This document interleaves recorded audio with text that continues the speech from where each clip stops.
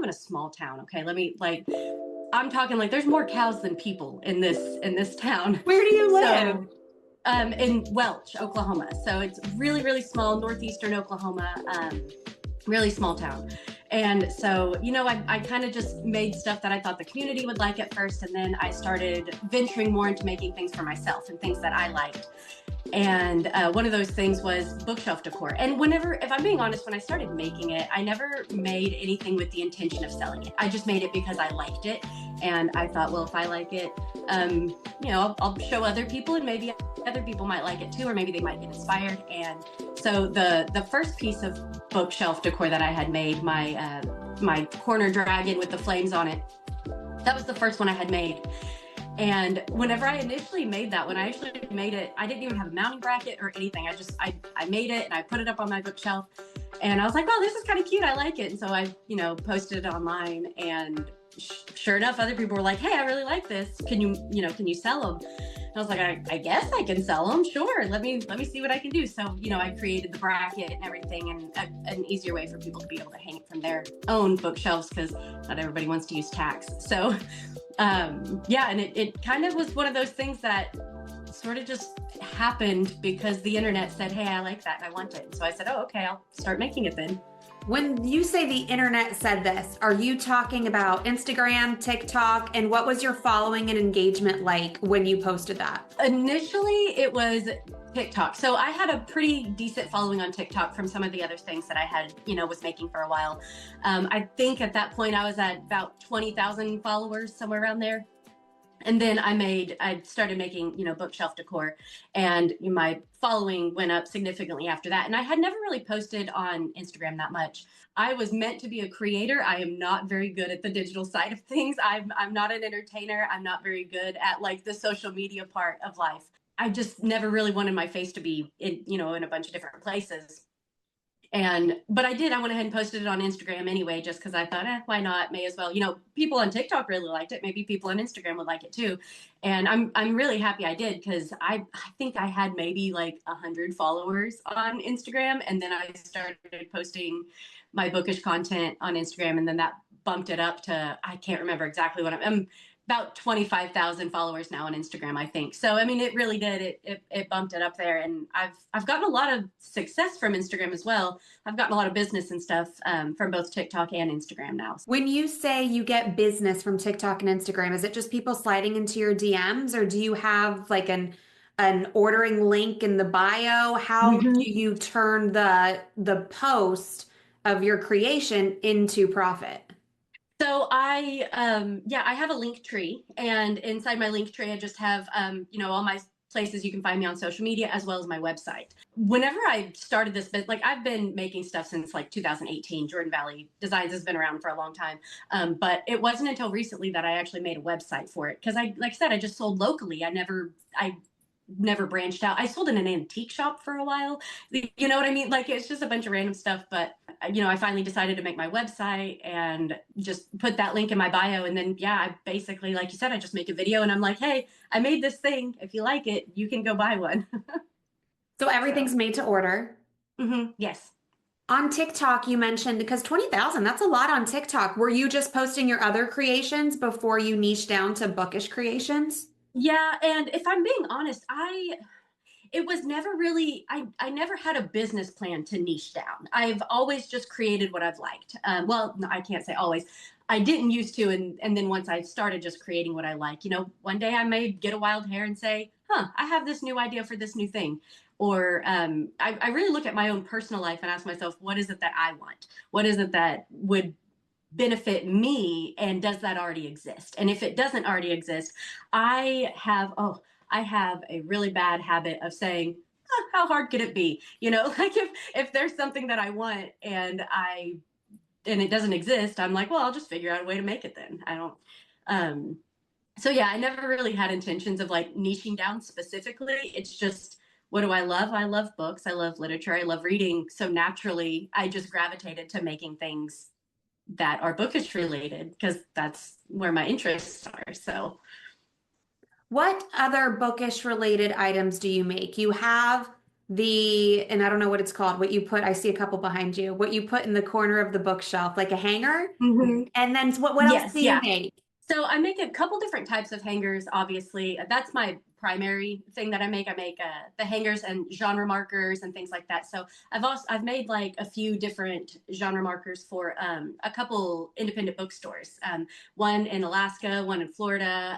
Some people's like private collections and things like that. So I also make like large batch orders of genre hangers for people who have really large libraries or their own bookstore.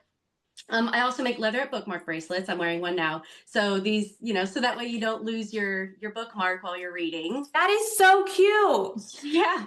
And again, I make things that are handy for me because that was a big issue I would have is I would be in the middle of reading and then I'm just searching. I'm like, where's my bookmark? Where did I put it? And I can't find it. And so I wanted a better way of being able to keep track of my bookmark. And so I just made it into a bracelet. And I wear one all the time because I just love the way it looks. I Yeah, think I they're was really gonna say cool. that's just like a bracelet, period. We don't need a book. Like Yeah, you would need to do a exactly. stack. Like I always wear a bracelet stack. You would need a Yeah. stack, one for the book and one for your wrist. And I do, usually I do. I try really hard whenever I get an idea of making something. I try to make sure not to steal another creator's idea. So, I go on Etsy and I go online and I look and I say, is anybody else making these? Because I don't want to steal somebody else's idea. And there are some other people who have made a similar concept, but theirs is either with chain or they have a different kind of latching mechanism. Whereas mine, I really wanted the magnet just because I don't want to have to fidget with something for a while. I wanted it to be a quick clip together and then a quick release because I've got 3 kids and there's no telling when one of them is going to start crying at any moment. And so if I need to like hurry up and take this thing off and put it in my bookmark, it's nice and quick. Yeah, that's one of the other things. That's one of the more recent things that I've made that people have really shown interest in. And then I'm working on a project right now of a trilogy stand, like a book stand to be able to hold like my paperback trilogies.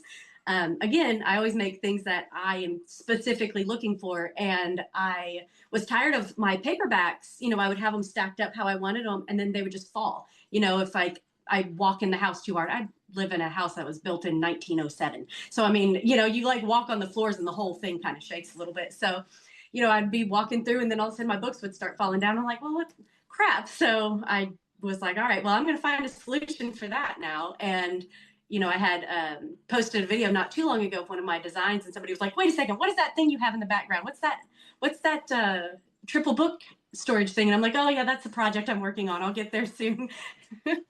That's a genius way to do it, though. You're solving your own problems, and that's the best way to create things. Because if you have the problem, a million other people have the problem too. Exactly. And I know a lot of people, they will, it's real easy to get in the business mindset of what can I make that everybody wants? And for me, it's more so, what can I make that I want? Because I'm sure if I want it, I'm sure other people are probably going to want it as well. So my sister one time told me, she said, Karley, you're really good at, using your imagination and, you have a really creative mind at making stuff. And I was like, well, actually, I'm just really good at solving my own problems. Genius. That's so genius. Talk to me about the time it takes for you to do this and then the money aspect of it all. People pay you. You obviously need to pay. They need to pay for your time. They need to pay for the materials. There's shipping. If it's coming in, it's not locally, it's coming in through, like you said, you're sending stuff to Alaska, Florida, everywhere else. Mhm. So talk to me about how you are making money and the time that you are spending in addition to, the other things you have going on. If you have another job, you do have 3 kids. How does that all work out? A long time ago, my sister, she was talking to me about like the idea of success and everything. And we had kind of come to the conclusion that everybody's idea of success is different. And for me, it was so important to have a good work life and home life balance. And so this is my full-time job. This is what I do full time. I don't do it. I did work other jobs, but this business got to a point where I could say, you know what, I don't need the other income. I mean, everybody, I guess, could use more income, but for me, it was more so this job provides me with the ability to have a good work and home life balance. So I am able to 3 o'clock comes around and my kids are, but I can see the school from, from where I'm sitting right now. So whenever 3 o'clock comes around, I can walk to the school and go pick up my kids and come home and get back to work. And those were things that were really important to me. Was I want to be able to have the flexibility of walking my kids home from school every day. I want the flexibility of, if I'm not feeling inspired to work at 1 in the afternoon, that's okay. I can work at 1 at night. Sometimes I'm a night owl, and my schedule just looks so different. And I really wanted to make sure that my job could work with that. So This is all you do full time, yes, and this is people all I pay do you full for your time. time, and then they pay you for the Mm-hmm. materials, and then there's a little Yep. extra over for you to pocket. Yep, exactly. And we started this business in this room. Actually, this is the room that it all started in. We had one laser machine. My husband's a musician, and so he had got the laser machine for himself initially. He got it so he could make like pick guards and stuff like that for his guitars. And then I just kind of started playing around with some ideas, and I was like, hey, look at this cool thing. You want to cut this for me? And he was like, sure, I'll cut it for you. And so I just make another cool thing. And because I like doing the digital side of it. I like making the digital files. And then I'll give them to him and say, hey, go cut these for me. And so whenever, I tell him, okay, go cut this, it is exactly what it sounds like. I'll just send him an email or, airdrop it to him and say, hey, can you go cut this for me? And he says, yeah, that's fine. And he'll go cut it for me. And like I said, that's how it all started. And then, eventually got to a point where I was like, oh, okay, well, I'm going to have to kind of like, I didn't expect it. I really didn't. It's not uncommon for a lot of people to have like this business plan and this idea going into something. And for me, it was just kind of a whim. And I just started making stuff and people liked it. And so I said, oh, okay, well, I'll just keep going then. And Yeah. how long have you been doing this now? Since the first person reached out, like, hey, I like this hanger. Can you make me one? So that was a little over a year ago, was the first one, the first for, bookshelf decor. That was the first one. And like I said, whenever I had made it, it was not with the intention of selling it. I made it because I had taken a bit of a hiatus from reading for a while. And my best friend was like, hey, happy birthday. I got you this book.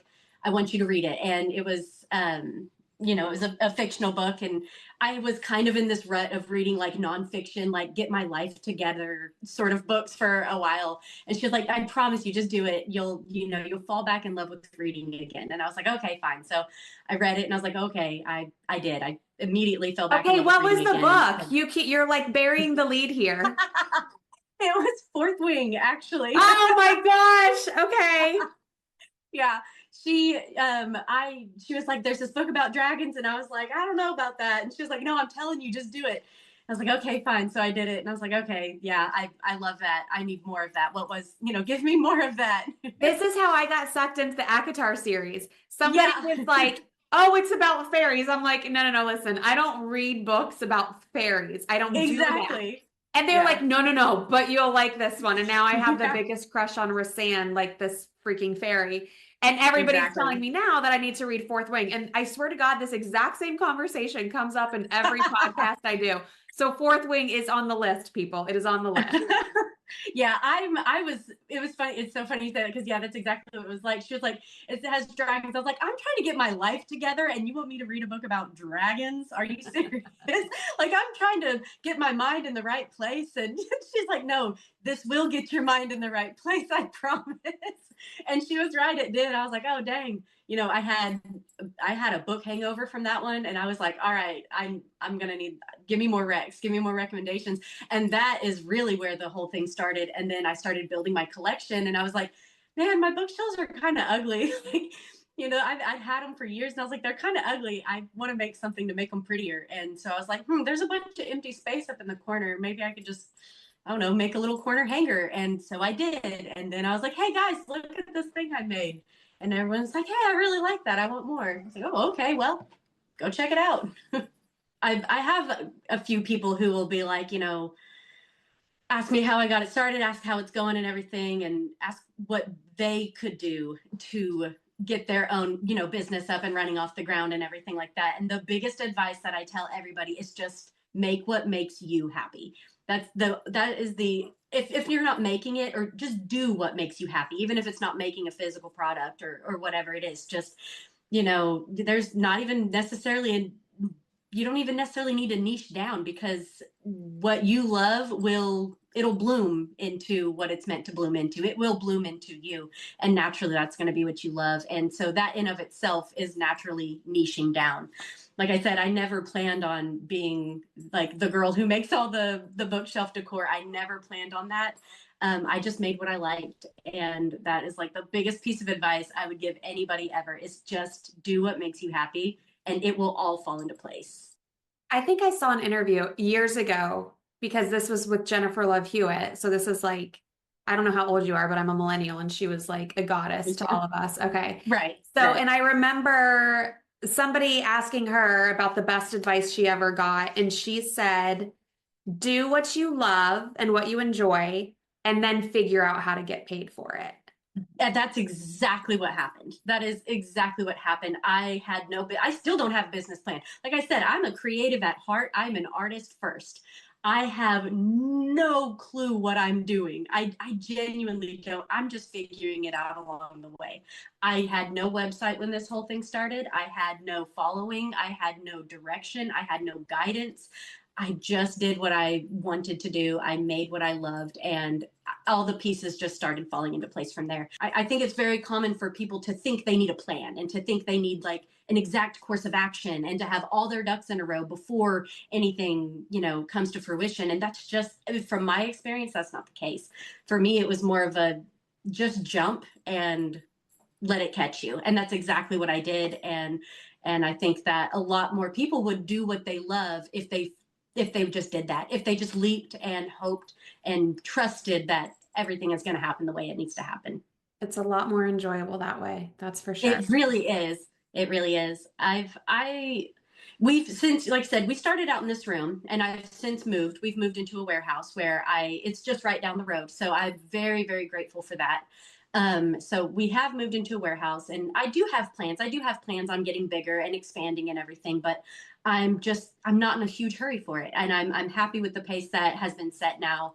And I'm happy to be able to have such a good work and home life balance that I can be like, yeah, I can go get my kids in the middle of the day and ask them how their day was after school. I mean, there's just nothing better than the feeling of being able to go pick up your kids and they're just running full speed at you and, get to welcome them home and just go back to work whenever the time is right for you. And that was a big thing for me.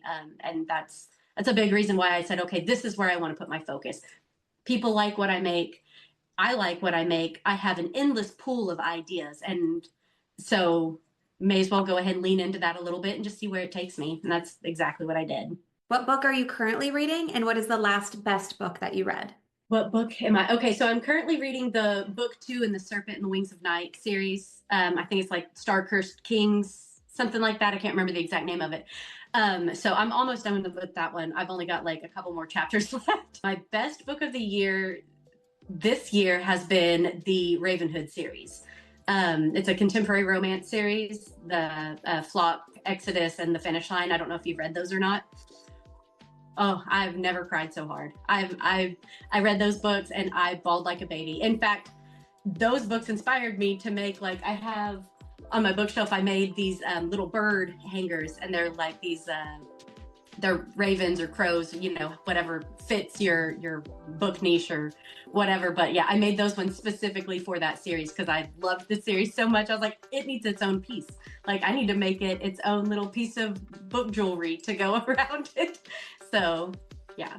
I love that you call it book jewelry.